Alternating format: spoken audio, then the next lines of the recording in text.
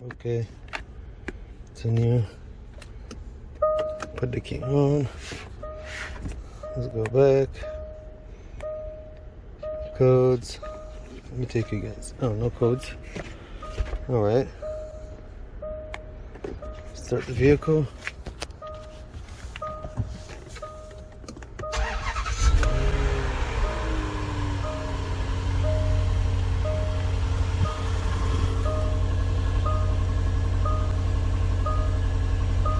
Ignition on.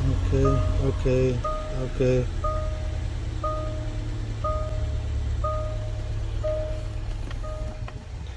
Alright, let's go down. See if that's gonna access height. Close door to change height.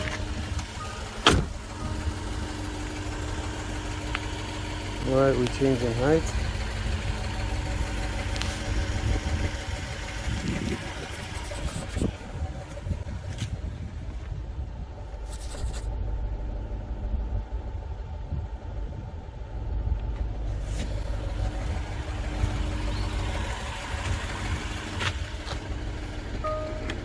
Suspension fault. It's okay to clear.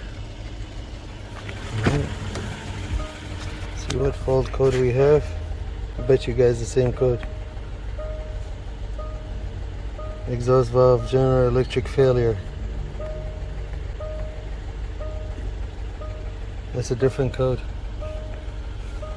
Did we not connect the exhaust valve? Yes, we did.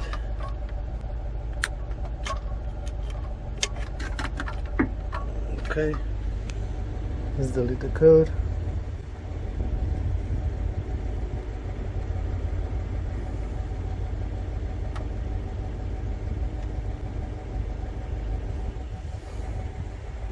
Oops, something went wrong. Please click continue to retry. Clear code.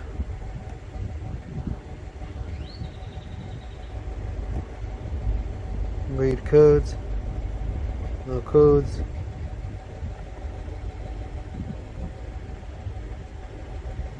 Everything's connected, right? Yep.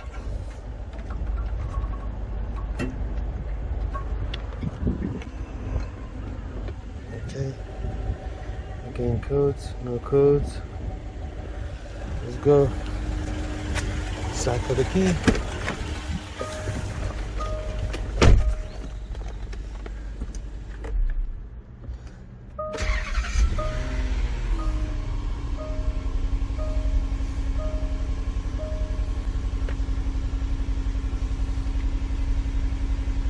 Alright, let's go up.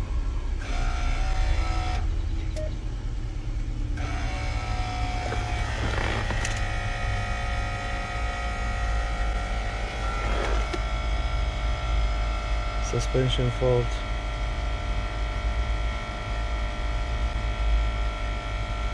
Remember that that pump was empty.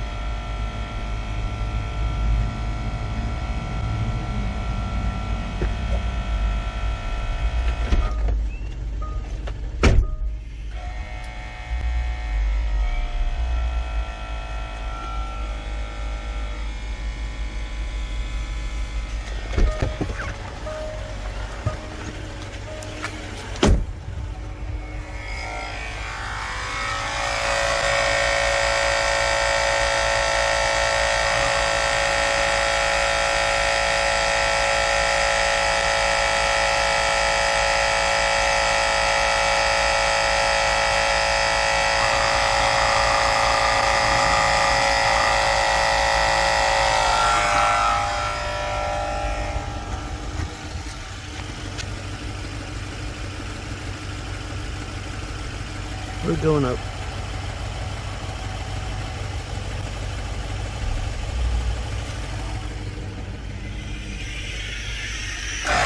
Stop.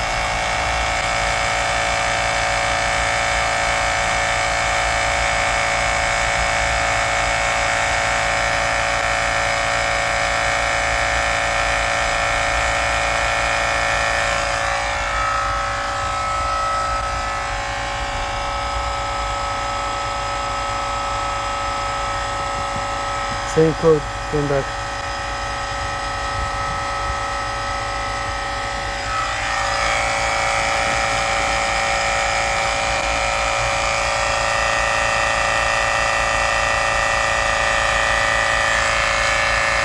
Well, now we have a different code. That's interesting. C1A36-01 exhaust valve general electric fault. This right here. So we do have 12 volt in the white one. Yeah, and our ground keep jumping up. Right here, 12 volts in the white one. Let's check to see if we have a ground.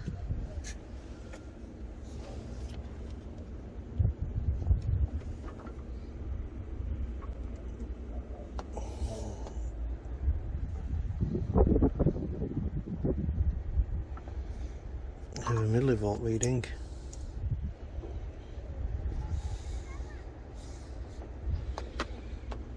And why the blue? I thought the blue. Let me go back to the schematic. Alright, so the white and blue, which we're gonna call blue, is the negative, and white and green, which is the white, positive. So we do have 12 volts, but we don't have negative here. The reason why, because we don't have command right now. What do we need to do? We need to hook up the scope here, and actually we can do this here. We can command it here. I went off. Right level module. Continue. Function test. Actuator test.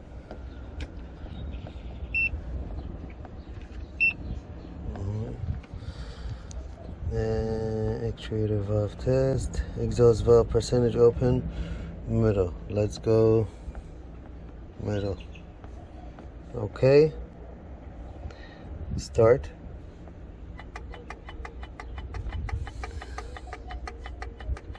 We should have 12 volt right now, but I think this is because it's pulse width, so we see average, we see 6. That's what it is. Know why? Where are we getting this code then? I mean, we hear it working, we feel it. How do we get this? So we have a command, we have let me do the oscilloscope for better. Alright, so 0 to 12, and then the average, this gives us the average 6. Go back here, exit.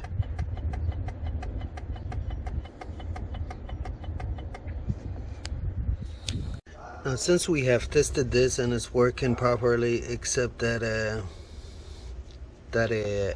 resistance that I don't like, but I don't think that resistance might cause a problem. There might be something blocking that venting operation inside. So what I'm going to do, I'm gonna see if we can disassemble this unit, see if there is anything inside that is causing this problem. So I just flipped the unit without pressurizing it yet, and I see that white stuff. I saw it on top, which got me curious, so I wanted to see if there is any in the bottom, and actually there is. You see it? It's like when you smell it, it has some salt smell to it. Smell, not taste. I didn't taste it. And it might be a sign of moisture inside this. So moisture, this should be a dryer. I think this is the compressor, this is the compressor, this is a dryer. And right here, right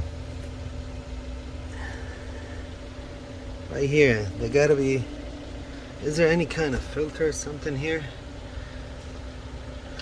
But let me depressurize the system and disconnect this unit and take it out on the bench, see what we can do to it to take it off.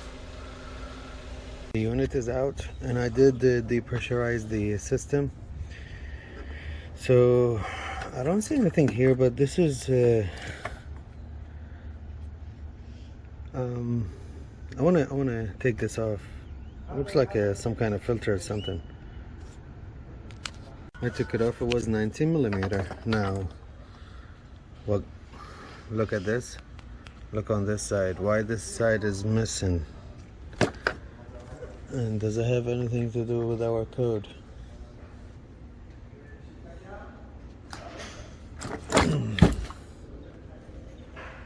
Okay, so this side goes to the pump. These are silencers, this one and this one.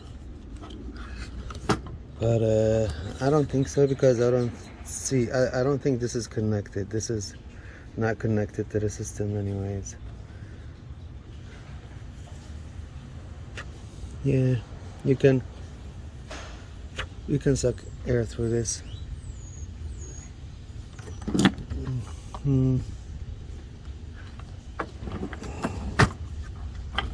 Alright, that's why there's one here. There isn't any here, because on this side, I think this is designed for different vehicles also. Because if you see here, look at this here. This is where this valve sits. On this side also there is one. So what, this work both ways? They design it to work both ways, I think. Let's see, how about these holes? Blah blah blah. Yeah, you can't, because when you flip this, you probably can't now. Yeah, I don't know. Anyways, let's focus on our problem. I want to get to this. I want to take it off. This is what I saw from the top when I said earlier. You see it? And then when I look down, you see that? So far I got to this point. I used this T30 to take 3 screws on this side, 2 screws on the other side, and carefully get this pipe out of this hole right here and take it out. Now after you take it, you take that pipe off from this side, and then you twist this. This was like here, like this. So you twist it and it will push itself, because there is a spring behind it. Now I want to show you guys. I see that white stuff inside, and it's, I don't know if this is some kind of grease. I don't know if this is the problem. I still want to separate this from the pump.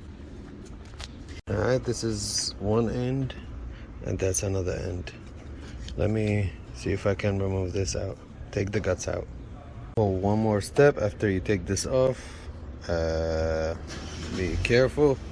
Well, this material was, one of these was inside here, and then that piece of filter, and then this material, and then on top of it this here, held by these little notches right here. So I expected that to be clogged, but it is clean, it is good. So no moisture got into I think got into the system.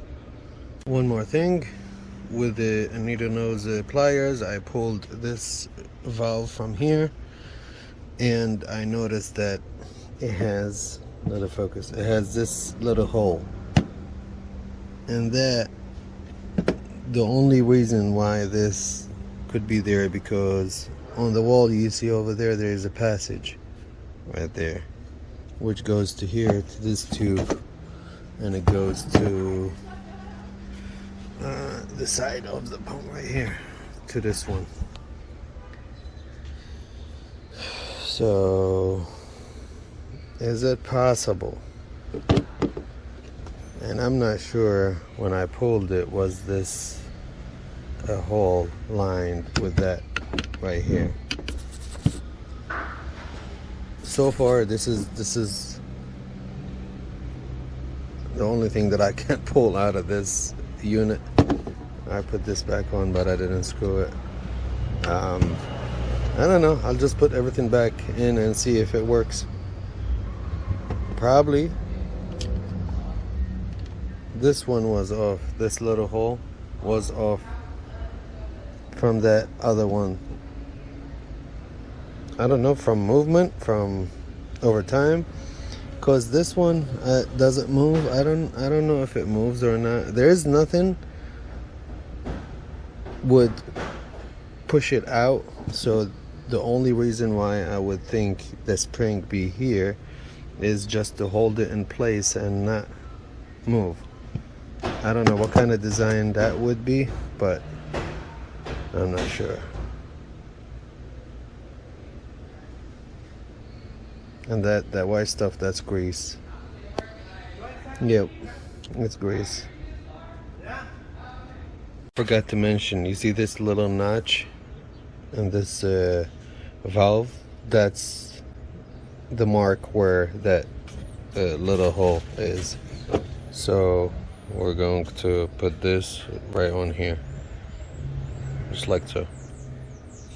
Actually, saying that got me curious to go back to my phone and look at the previous video earlier from like 2 minutes ago, and I saw this one was off.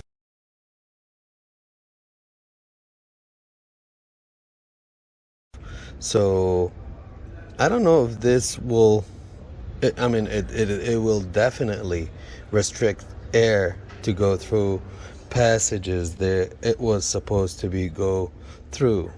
That's why it is designed this way. So now I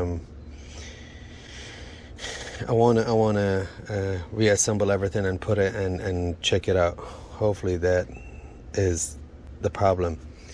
And I don't know if I mentioned before or not, somebody has been here before. This car is an auction vehicle. It came with a no start situation. I fixed it, and it had some other issues, but this is definitely one of them. Let's do it. Everything is back in, plugged. I am going to start the vehicle and inflate the system and check it out, delete the codes and bring you guys along. Inflation.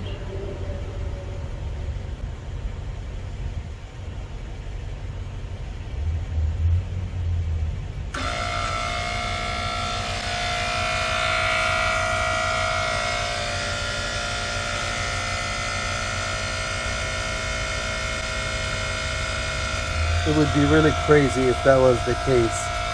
If that was the fix, it would be really crazy to find out and to notice it.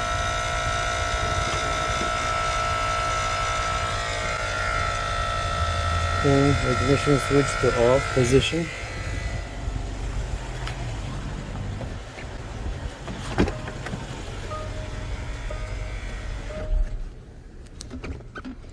Continue, ignition to on. Continue, ignition to off. Continue. Please run diagnostic trouble codes. Monitor to verify the diagnostic trouble codes are present. Deal with any. Okay, continue. On. I want to start the vehicle. And go back. Codes, no codes. Let the pump finish pumping.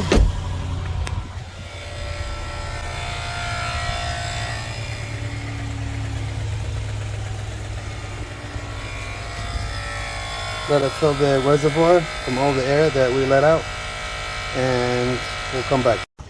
So the pump stopped. I gave it a little bit of time to cool down. No fault codes. Let's take the scanner inside the car. And right now We don't have any warnings related to the suspension. The suspension is acting normal. Remember I told you guys when you have this lit and this lit, that means both control modules are communicating correctly. So let's go down. Usually before at the end of it we'll get the fault. There you go. This is the fault that we got now. Now let's scan it.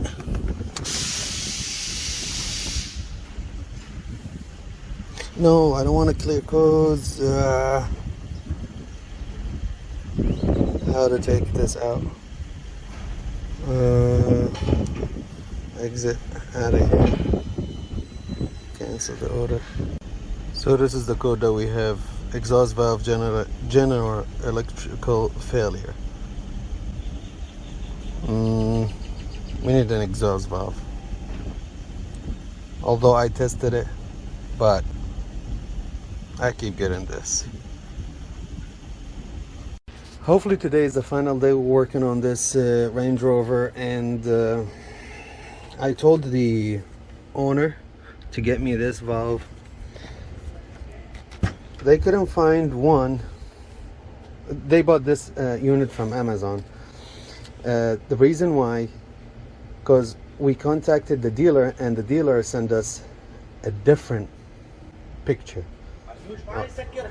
Dealer sent us different unit, different picture that belongs to this vehicle, and even on all data it was different. It was confusing to me, and the only thing that led me to know this is the exhaust valve, actually the wiring, the white and green and white and blue, which correspond to the blue and white here that goes to here. But on all data, or the picture that the dealer sent me, we were trying to order this valve from the dealer. We couldn't locate it because of the same issue, and I didn't want to order a unit that doesn't belong to this system.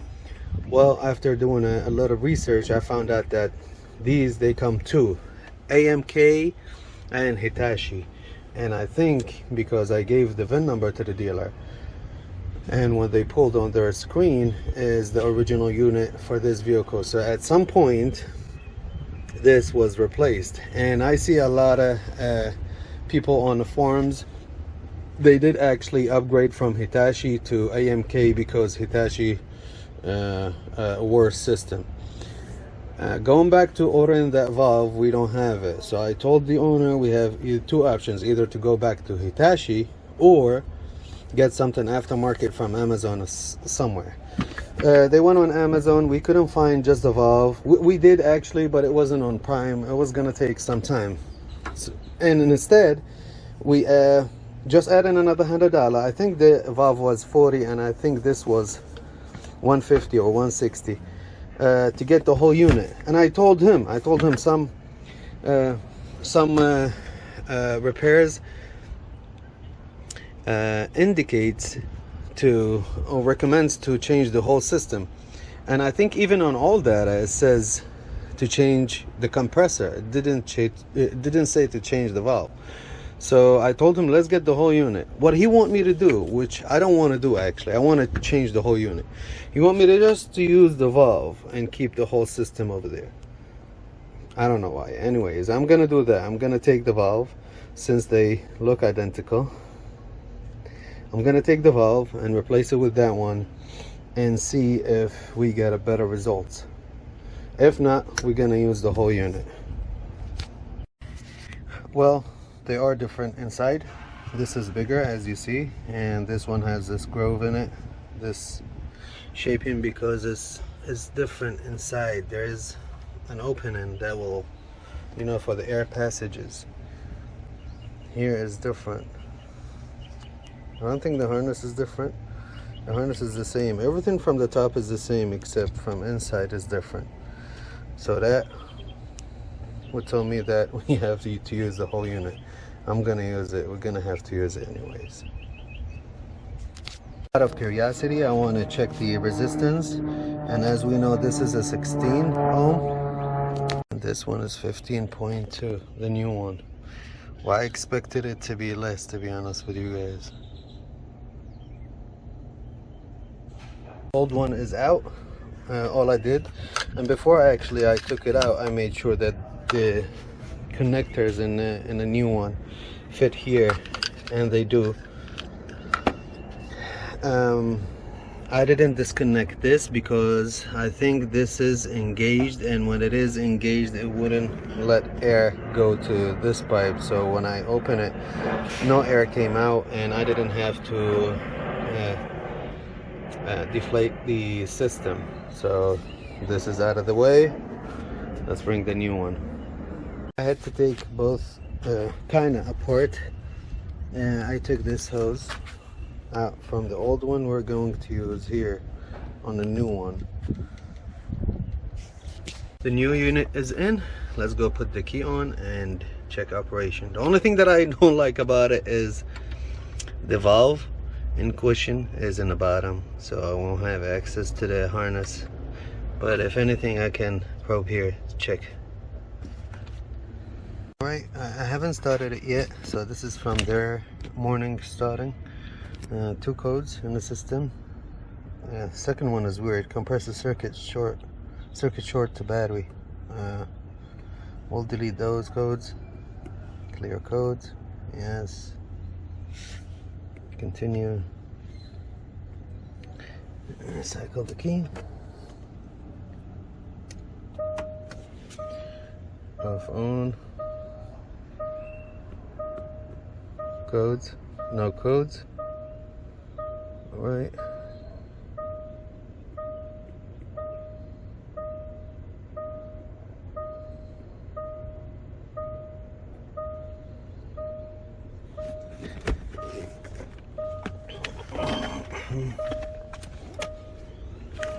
I'm about to start it.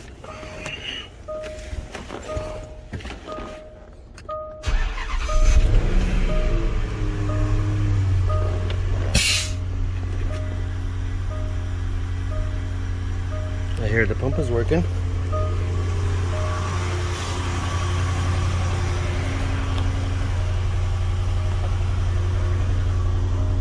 Stop. It did something though. We still have communication.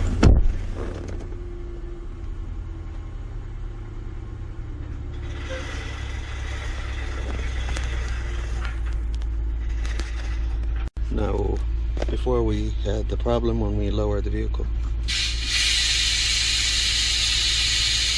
It's going down. Back and now front. And we don't have the code.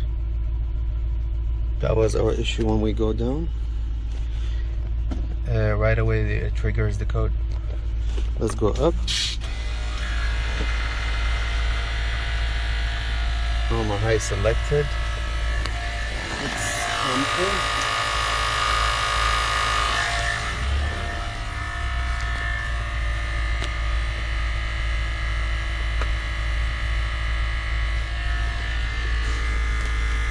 We still have communication. Remember, when you don't have this light or this one, when you don't have this, that means you don't have communication with this, or you have an error with this module, the air ride. RLM, ride level module, and all-terrain module. They're separate.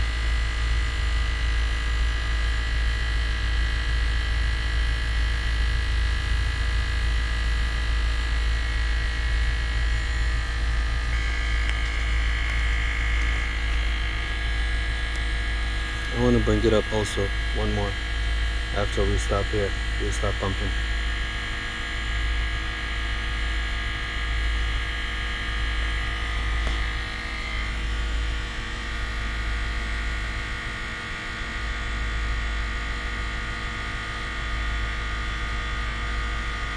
I think it might be less noise than the other one.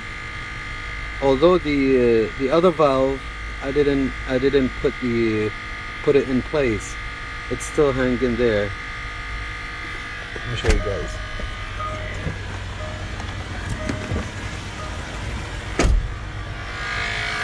This one, but I don't see any vibration, and I haven't even tied these nuts yet. They sit in place correctly. This one, you see, now it's stopped. This actually wasn't happening before.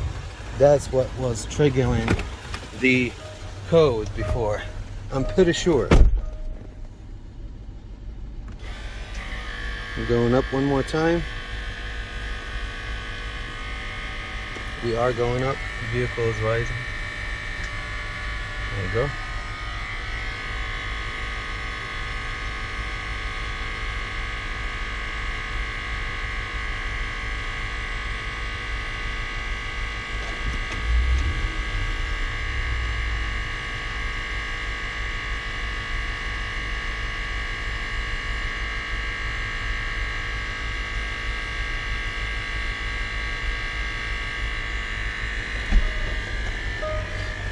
I kind of want to pause and bring you guys at the end after it stops, but again, I don't want to, because we want to catch everything live, me and you guys, if anything happens. I don't think anything is going to happen, because if it wanted to happen, it would happen when we lowered the vehicle.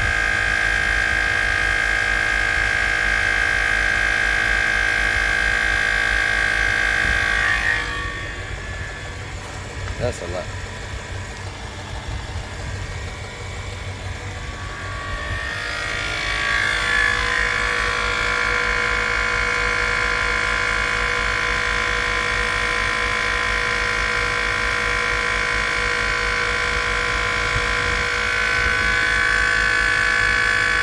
Notice this one has like some, I think it's a filter here. The other one didn't have it, and this one, both silencers are connected with a pipe. This black one. Although one end of the gun doesn't have a filter like this, and I'm thinking to move that one. Where is it? This one from here, put it in the other one. But hey, as long as it worked, that wasn't happening before. That gives me confidence in what we just did, actually, and everything is good. Hey, it's a learning case. I learned a lot from it, and I definitely haven't worked that deep in a system, in a air suspension system like this, but yeah, it was a really nice case. And the only thing that I was wondering, if those two exhaust valves were compatible, if I had just changed the exhaust valve only, and I think that would actually make it work. I don't think we have any problem like a clockage problem or compressor problem, although the old data says change compressor. I think the only problem we had is that valve. I think it was getting stuck. That's why it doesn't do that psst, that last thing. Let's try one more. But this time, steps is going down.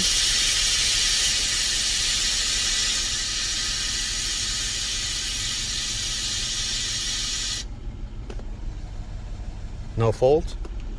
One more time, down.